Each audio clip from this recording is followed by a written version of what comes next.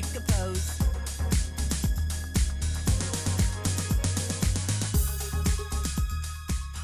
Hey everyone, it is time for another Book Expo America video. Hooray! This is video 2, and this one is about what you're gonna wear. I have seen it floating around both Twitter and YouTube about people wondering exactly what they should wear for BEA. For some of us, it's going to be pretty basic. I mean, you have to look at it this way. The Expo is a very professional event. It's not some like author signing at your local bookstore or anything like that. So you should dress appropriately. This means I don't want to see your vag. I don't want to see your ass crack. I really don't want to see your boobs falling out of your shirt. Tights are not pants. Sorry. No sweatpants, because sweatpants are just... Basically, the idea is that you want to kind of aim for business casual. You want to come off as looking professional. So for those of you who are attending what used to be the Power Reader Day, and I believe is now BookCon, these rules won't necessarily apply to you as much since you're going as a public person and not someone within the business. Personally, I am going as a book reviewer, so I want to present myself as a professional to all of the representatives from the publishing houses that are going to be there, as well as authors that I've had a business relationship with because of my love of books. From my past years of experience, this is what I've found. So shoes. I know it's going to be really hot. I know you want to wear those cute little sandals that you bought specifically for the trip or for summer or whatever. Trust me, they are not going to be a good idea. You have to consider that you're going to be lugging around anywhere from an extra 10 to 50 pounds on your body at any given time. So that extra strain on your body is going to cause a lot of extra problems for your legs and feet.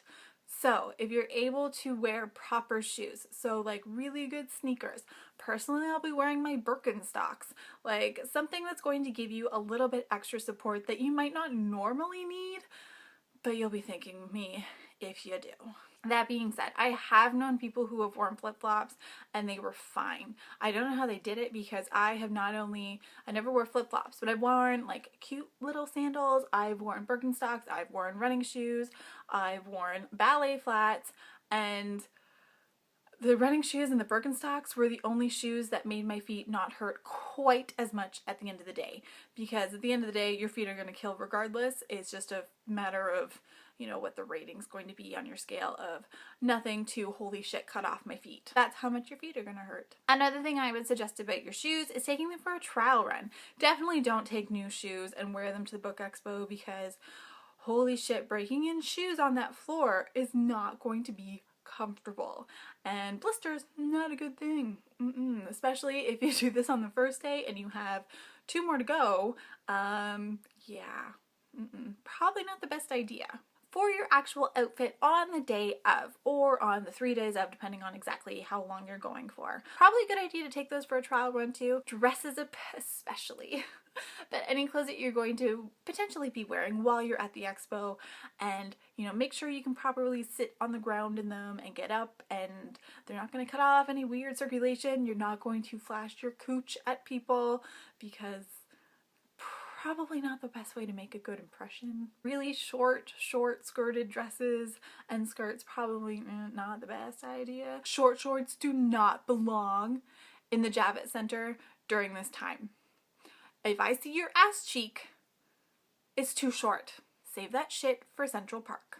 Another thing you want to consider when you're going to the expo, whether it's for day 1 or day 3, if you're a power reader or a book conner, that sounds wrong, or someone who's going for the full BEA experience, always dress in layers. It's going to be probably god-awful hot, especially if last year was anything to go by. Any other year I've gone, if you're going to be getting to Javits really early, especially for ticketed autographing sessions to get your tickets, and to wait in the line to get onto the conference floor, you're going to be walking, unless you take a cab or drive, but you're going to be walking from Penn Station probably. I'm not actually sure if a bus goes by Javits, although I'm sure there is. But Penn is at least 2, if not 3 full city blocks away from Javits. In the early morning, it's going to be a little chilly. You might not think you need a sweater. You're probably going to need a sweater for the Javits floor. It is a great thing to have.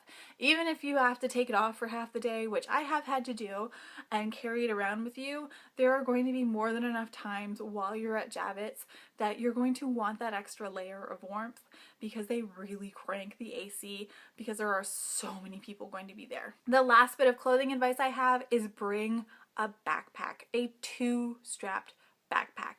Now, they are probably going to be giving out plenty of totes and other bags on the actual convention floor, and of course feel free to just use those and then take your stuff to whatever place thing you're doing with your extra books so you don't have to carry them all around all day. But a backpack is going to really save your shoulders and your back for the majority of the day. On a plus side, once you get a certain amount of books into your backpack, you can use it as a stool, and it's a lot nicer to not have to go all the way down to the floor to sit. Backpack's a great thing to have. I found, especially, I would use my backpack but grab the totes, put all the immediate books into the tote, and then when I stopped, I would put the books from the tote into my backpack and then have an empty tote to carry around. It was a lot easier.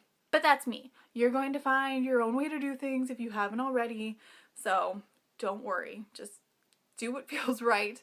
Do what's comfortable. That's the big thing. Another thing about the backpacks is that they don't allow, unless you have a special need, anyone to bring any like rolly bags onto the actual exhibit floor. Don't bring a suitcase anticipating being able to bring it onto the floor. They do have a check station for suitcases so that you can periodically go and drop off your books into your suitcase so you don't have to carry them around all day. Okay, I think that's it for clothing. Basically, if you remember to wear something that not only your grandmother would approve of, but that you could go to like a job interview at a lawyer's office and get away with wearing, you're good. Yeah. But don't let it also influence your personal style.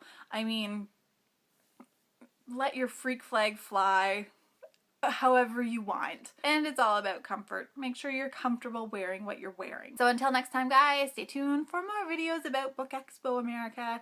I still have so much to come, like food and what to bring with you, what not to bring with you, the bus, accommodations, what to do with business cards, after events, armchair BEA. So yes, until next time, I will see you all then, and happy reading. Also, let me know if you're going.